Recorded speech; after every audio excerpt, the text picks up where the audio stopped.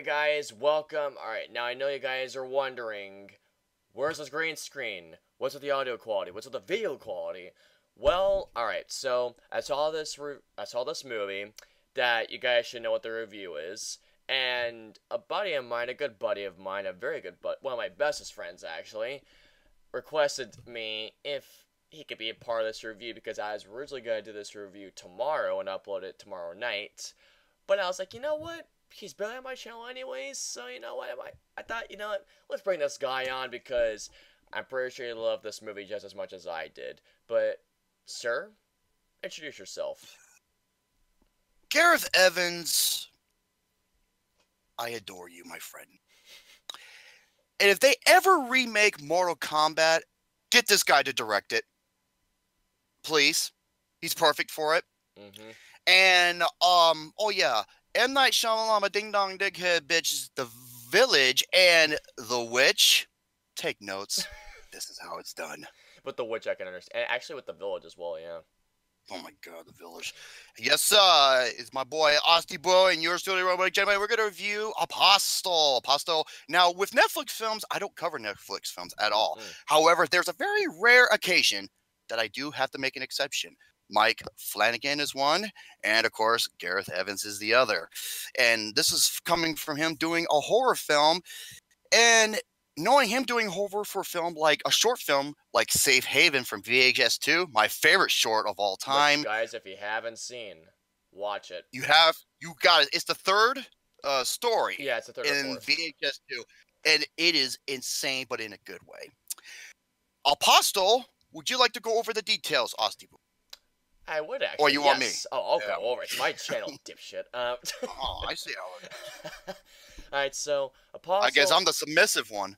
Damn Skippy. Alright, so if you guys haven't heard of Apostle, Apostle is a new cult drama horror film, suspense, thriller, and it basically follows a character played by Dan Stevens. If you guys haven't heard of Dan Stevens, you may have known him from The Guest or last year's Being the Beast, a terrific live-action remake if you guys haven't seen it. But and I love The Guest. It's so good. The Guest is amazing. But essentially, it follows this character as he goes to this island in order to get back his sister who was taken, or else he'll have to give ransom money to this cult, which he doesn't want to do. So he should try and blend in, and while he's there, he notices that this cult, they're not very friendly. Not only friendly, you could say that they're very different and just... Oh boy, when the shit hits the fan, the fan spreads that shit all over the place. Now, Apostle, think of it, yeah, it's like a cult, like he goes to an island, if you say, where there is no government, there is no taxes, there is no money or nothing. It's just these individuals, okay? And it's this religious cult. And he's only there for one reason, to rescue his sister that was captured by these people. Now, that's all we can say, because going too much will give away too many spoilers, but all I gotta say is this: what a movie. And all I'm gonna say is this as well, to add on to that. When the first trailer was released, I only watched maybe 45 seconds of it. Because I was like, you know what? Nope, I'm not watching anymore. This is one of those films where I'm so hyped for it. I want to go in as cold as possible. And man, and by the way, let's tell you guys how excited I was for this. Thursday night when it came out, Netflix said it was supposed to upload by 3 a.m. I was up until 5 watching this film. That's how much I was hyped for it. And man, yeah, just like Romy said, what a insane, like, that's the best way that I can describe it. It's an insane ride. I mean, it's a build-up at first, but once you get going, when he first arrives, it kind of resembles a little bit of Shutter Island, when he's going to this one island and there's a mystery behind it, and he's trying to discover something while he's there. And the amount of tension that is laid out into this film is immense because of character motivations, because of how these people are. And at first you don't know what they're capable of, but when you see it, it's just, it's insane. And I will say this little note: is this movie insane, twisted, fucked up, gory and violence. Yes, it is. However, unlike Lars von Trier, Lars von Testicle, and Nicholas Winding Refn, pretentious Winding Refn, who they just use their shit for just shock value and just to piss people off. Yeah. Gareth Evans knows how to, similar to Mel Gibson, he knows how to use his gore and violence effectively in order to add atmosphere. And it helps suit towards the story as well. Suits the story, their character motivations, and the overall, just the overall sheer terror that this movie has. Oh, yeah. Because it's nerving, but wow, this movie is so engaging. And for a movie that's 2 hours and 10 minutes, it goes by so quickly. And like I said before, I watched this movie at 3 in the morning, okay? And I was so tired before, and I was like, nope, I have to watch this thing, because the next day, Haunting of Hill House came on, which, by the way, I'm halfway through season 1. Mike Flanagan, you're a god, sir. Just let me say that much right now. But I'm here to praise Gareth Evans for now, so...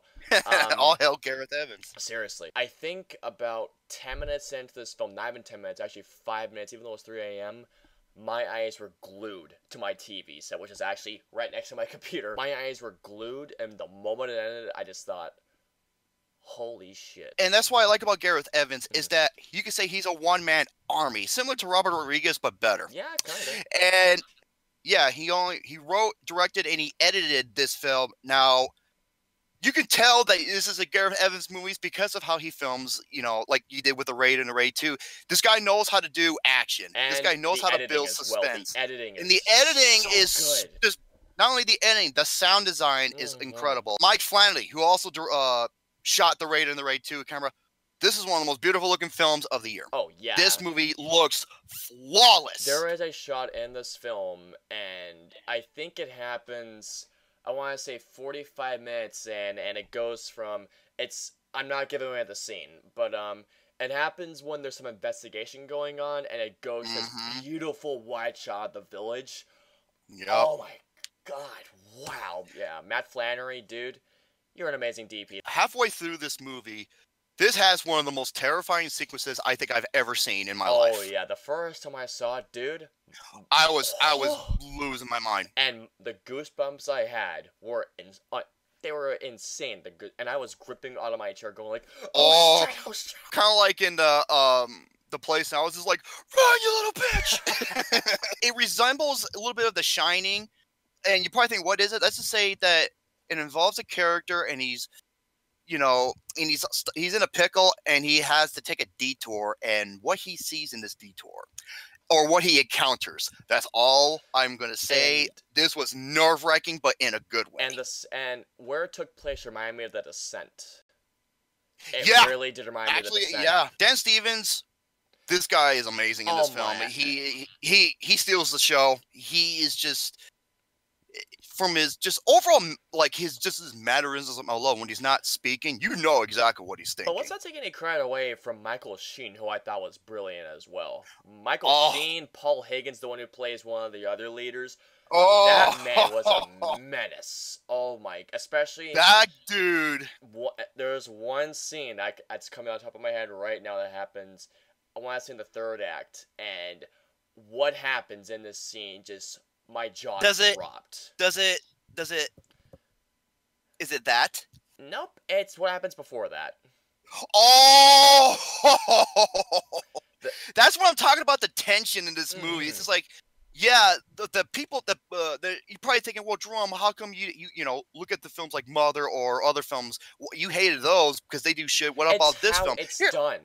It's how it's done. Yeah, it's all about the execution. So your writing or script could be great, but if your execution sucks, it will show on the screen. It will show. It really will show. Yes, and it's all about motivation. That too.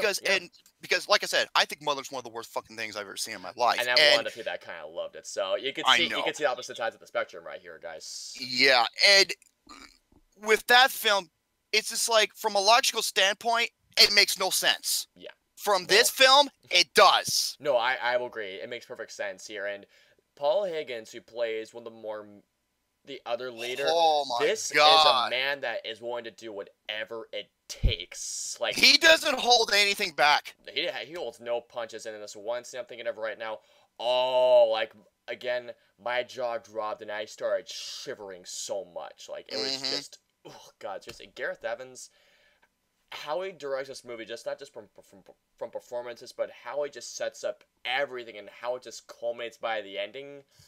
Oh my God. With every horror film, this is probably one of the most important aspects, is its sound design and its musical score, and this is some of the best you will ever hear. Hearing the opening track when the opening credits started, like, I got goosebumps, and I was like, oh, we're into something good. Gareth Evans, I keep making movies, dude, because you are a masterful filmmaker. I couldn't praise this film enough. 9.25 out of 10. Love it.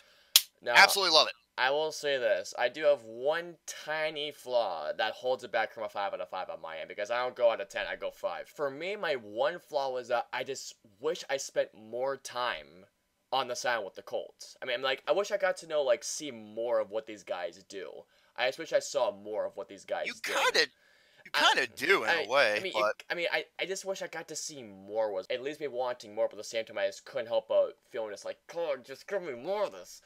Still, though, I love the hell out of this movie. For me, this is a 4.75 out of 5 stars. That's right around when I gave it. Love the hell out of this film. It's easily my number 2 horror film of the year. God. Same here. Yeah, guys. It's better than Hereditary. I disagree. Yeah. But if you guys have Netflix, don't pass this movie up. Seriously, watch this movie. It's incredible. Watch this late at night like I did with your lights out, and just that's what I did too. Enjoy the film. Seriously, just have a blast. I'm not gonna say have a blast. Have a great time with this one. I wanted to do something different with this one because Romy here wanted to be with me on this one. I was like, you know what? You're barely on my channel anyway, so let's do this. So I hope you guys enjoyed our little discussion on Apostle. We both love this film, like you said, 9.25. Mine's a 4.75 out of 5. Thank you guys so much for watching. Romy, speaking of the watchers, where can they find your lovely face? Yeah, I said lovely face. And this goes out to my #1 fan out there. I think we know who we're talking about. Now, you can find me mostly on Facebook because I don't trust Google's bullshit. You can edit that out, don't worry. And on my own Facebook channel, and you can find me on certain YouTube channels such as Mr. Garrison Film Reviews, NG2C Network, A Pistol 90, LC Muscles 28, and of course, Austin Putnam. I'm one of your boy, Jim Money Drum, saying stay tuned. And once again, motherfuck Hereditary. Hey, you know what? That little girl in the movie, she can play the next Sleepy Hollow. If you don't understand what I'm trying to say, watch the movie and you'll find out. Yes. Now, it's pretty bad, but then again, that movie makes about as much sense as putting tits on the bull, right, Lucas? Now, if you excuse me, I'm gonna go and look up some sweet, hot MILF porn starring one of the all-time greats, Janet Jameson. Good day, everybody. Good choice there. Good choice there. Alright, guys, thank you so much for watching. If you have seen Apostle, guys, please comment on and let us know below what you guys think. Did you guys like it, or did you even hate it? If so, let us know below. Hope you guys enjoyed Romy Boy and I's review of Apostle, or I guess our discussion. If so, please hit that like button, share, and subscribe if you want to see more discussions like this one. If you guys want to see my review of, let's say, Venom, please click on the left side. Or if you guys want to see my review of The Cabinet of Dr. Caligari, please click on the right side. And of course, until the next review, we'll see you guys next time. Have a great day, guys.